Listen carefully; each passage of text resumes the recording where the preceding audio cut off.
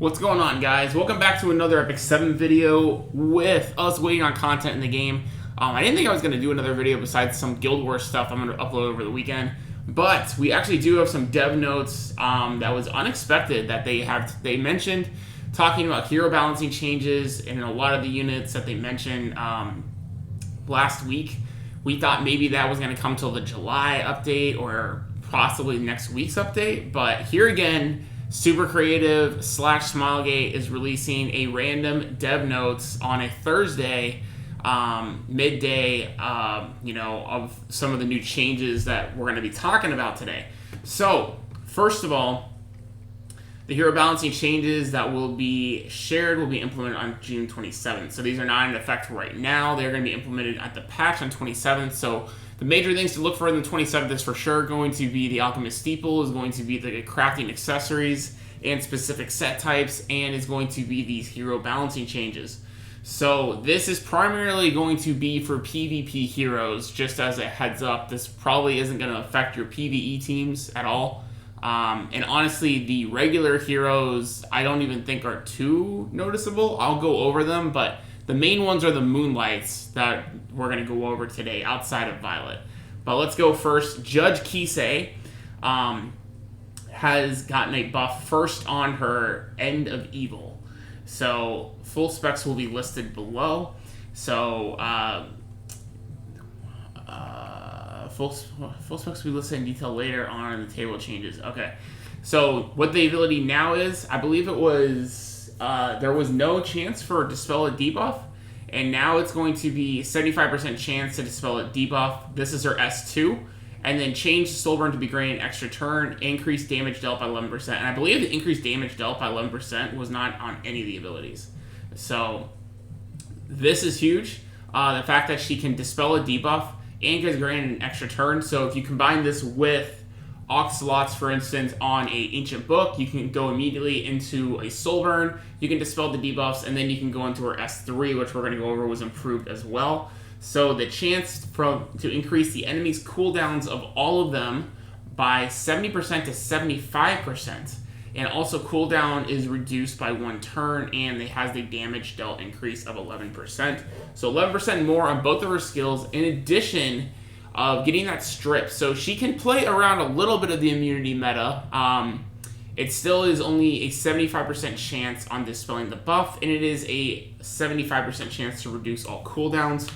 So simply put, this could be your one-and-all package to go after the balls and the Aramythias, things like that. The only thing to keep in mind, though, is that there still is that chance you could miss, because it is only 75%. And you guys all know that Aramythia's debuffs are 100% on the stuns, and I believe balls is 100% sleep as well. So still the accuracy is not going to be as potent as a ball or Aramythia, but still, it's still a very good change that they buffed her that much by, trying to formulate her in the meta to go after the immunity sets, the immunity meta, as well. And obviously this affects Dizzy, any kind of speed comp team, a cleave team. It shuts down Cez and auxiliary lots. So a lot of people have been abusing Oxalots with Lolica's artifacts. If you guys got, 6 copies of it, you basically were able to bring that to 100% chance to basically just infinitely loop Lots' S2 over and over again. So even mine is I think mine has 1 limit break and it's at 80%. So it pretty much procs nearly every time. So she's another kind of cool answer. Granted, she is an ML5, so I would say the majority of the people out there, including myself, don't have her. So how much she's actually going to impact your particular PvP teams is going to be dependent on how lucky you were to pull her. So let's go into Maid Chloe, and Maid Chloe probably is one of the biggest buffs we've seen that we're going to have here. So it is on her VIP treatment, which is her S3. It is going to restore health to a certain percentage for all allies who died in battle, proportional max to target health, and attack increase applied to all allies. So let's see here. So it says, in addition to reviving surviving allies, the skill VIP treatment allows players to resurrect heroes to 20% of their health, because all of them are given an increased because all of them are given an increased attack after resurrection. Players will better be equipped to turn the battle around in their favor. To summarize, we've added a powerful feature for me, Chloe. Okay. So basically, instead of having a revive buff, that when it would die, they would revive, now it's going to be a straight up revive trigger on everybody to 20% health, and they're getting an attack increase. So keep in mind of why revive is powerful and why smilegate specifically is having to print a hero to counteract the revive mechanic is because revive gets around debuffs, and it also puts you in place in the combat readiness bar wherever you previously were dead. So for instance, if you're going up against, let's say, Moonlight Aramithia, and everyone dies but made Chloe, but all your guys were like at 70 or 80% in the combat readiness bar, and the whole team already did their first attacks, or the rest of your units outsped the other units besides ML Eras or whoever pushed ML Era, then all of your guys are going to get to attack. So that's why this ability is powerful and why Revive is powerful, and the fact they also get an attack boost, which I believe is 30% attack boost. That is going to be severely beneficial to the rest of your team. So I think, if I had to guess, I think Make Chloe will probably only be second to Rule. I still think Rule is better overall because it is a full revive on a target, and it is also invincibility. But, and overall, I think Rule's kit is better. I feel Make Chloe's S1 and S2 are just so lackluster that, the only thing they improved was her S3. It's definitely going to make her more playable, but is it really going to put her in the ranks to where she's going to be a meta-defining unit? We'll have to wait and see. If they gave her like a barrier on her S2 with like a cleanse, one debuff, like something similar, like a DN ability or something like that, then, or even a Lilico ability, I think she'd be a lot better. But her S1 and S2 are going to remain the same for the moment, so we will have to see how she's going to affect the meta. Then we have Violet. Now, I just pulled Violet from the ball banner on the Mystic Summon, so, this is good for me. But basically, improving the S2, which is going to be chance for evasion, has been improved from 30% to 35%. And also when used, you're going to remove 2 of your own debuffs. So pretty insane here that you're going to a 35%. So if you're pairing this guy in defense with Assassin Cartusia, you have straight up 50% chance to increase invasion. And then when you're also applying Moonlight Dreamblade, your invasion's even more. So this guy is going to be very, very, very hard to kill once he procs his S2. Because let me actually go to Moonlight Dreamblade real fast so you guys can get an understanding. Please don't cite. Please don't. I was like, please don't lag for me today. Alright, where is our Moonlight Dreamblade at? Here we go. Alright. So if you have a Moonlight Dreamblade at base, it's going to give you an additional 10%. If you have it at max, it's going to give you 20%. So if you have Moonlight Dreamblade maxed out, then this guy is going to have a total of 70% chance to evade all attacks, which is going to be crazy, crazy insane. So, and then he's going to counterattack, obviously, as well, just like before. And I believe the invasion lasts for like 2 turns or something like that. But insane, insane unit. So now let's move into Bloodblade Karen. So Karen is going to have healing will be increased by 2 times on Sequential Cutter. And then also Blade Art Dragon damage increased by 20%, and the cooldown is increased by 1 turn. So this basically makes it so you don't really have to put her on a lifesteal set, so you can focus purely on DPS to cleave down your opponents. If you're going to go Bellona into her, or Bloodblade Karen into Sez, something like that. A very, very awesome kit there, improvement for her.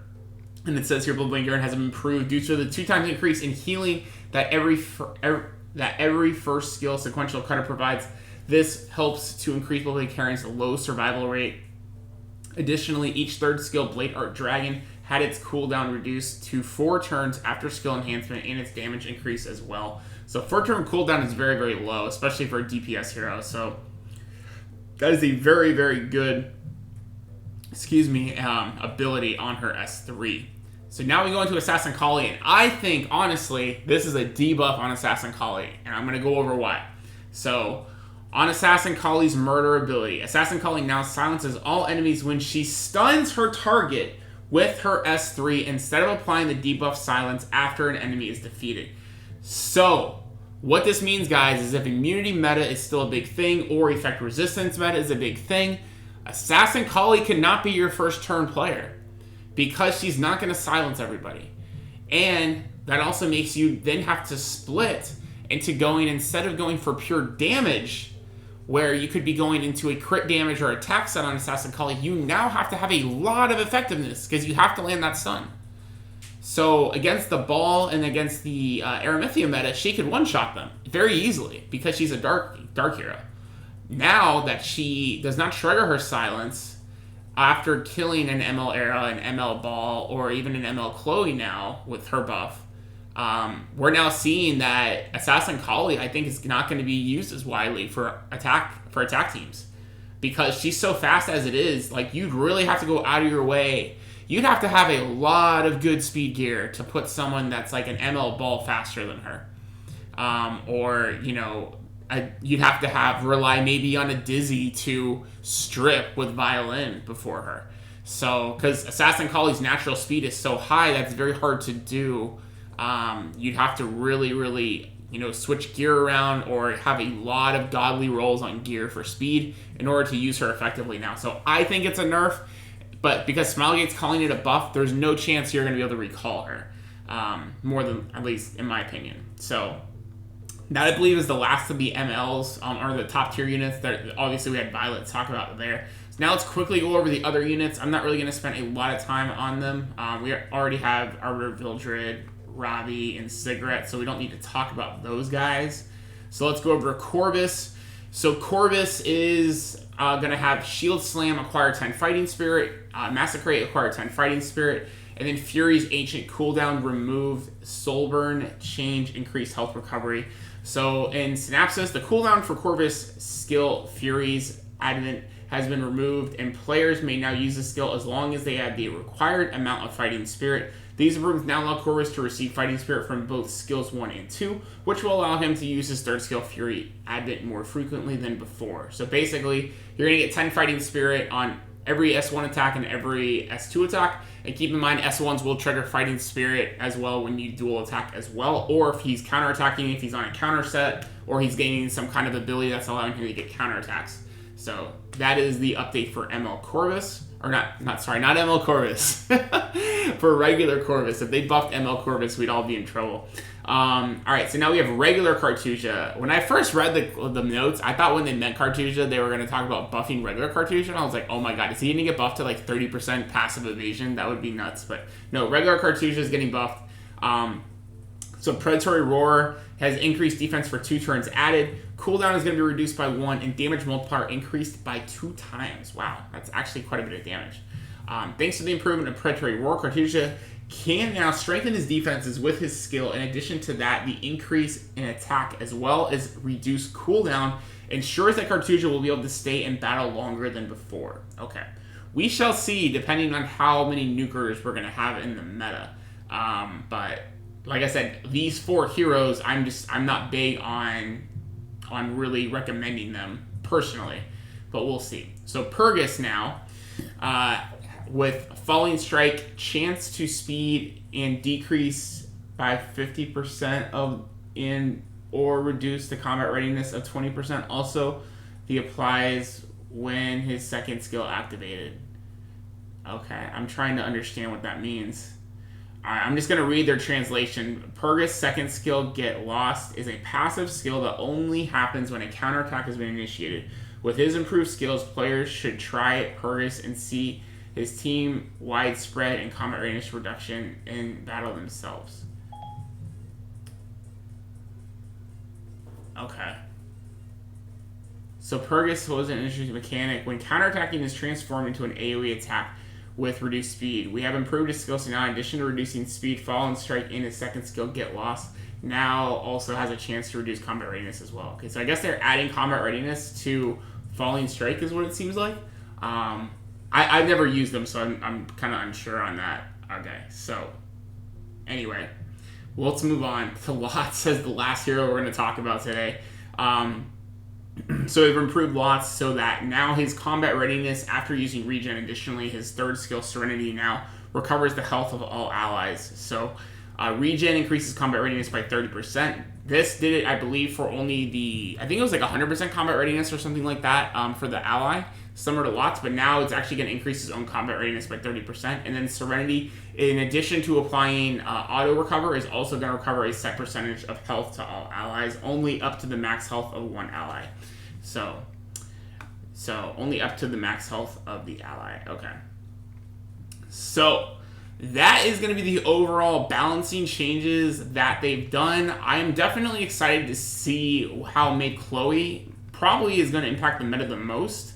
I'm actually also excited to see if Assassin Kali is going to be relevant in the meta as much as she was before, with her adjustment of going off of stun instead of a knockout. So let me know what you guys think of the buffs in today's note video, guys. Let me know if you guys think that a lot of the heroes we talked about, mostly the MLs and Violet, are going to be significantly better in PvP and Guild War. That is the mode that they're primarily going to be used in. Let me know if you guys plan to rocking any of these heroes when the update happens next Wednesday. Definitely drop that in the comment section down below. As always, if you guys did like today's epicseven content, make sure you guys like and subscribe. And most likely, after next week, once we get into the new type of content we're going to be getting, we probably are going to be making a shift back into more epicseven content. As overhead, I'm starting to cover more and more and more, and hopefully I will be able to do a lot more consistent epicseven when there are things to cover in the game, whether it's new heroes or if it's more content for PvE or the new systems for Guild War battles and guild boss raids. So excited to bring that to you guys when it happens. Definitely hang tight, guys. We're going to be getting there soon. In the next couple weeks we'll be doing more epicseven, I promise. Just wait out till these new updates come to us from Smilegate. And until then, guys, this is your boy for Misery Gaming. I will see you guys in the next epicseven video. Peace out.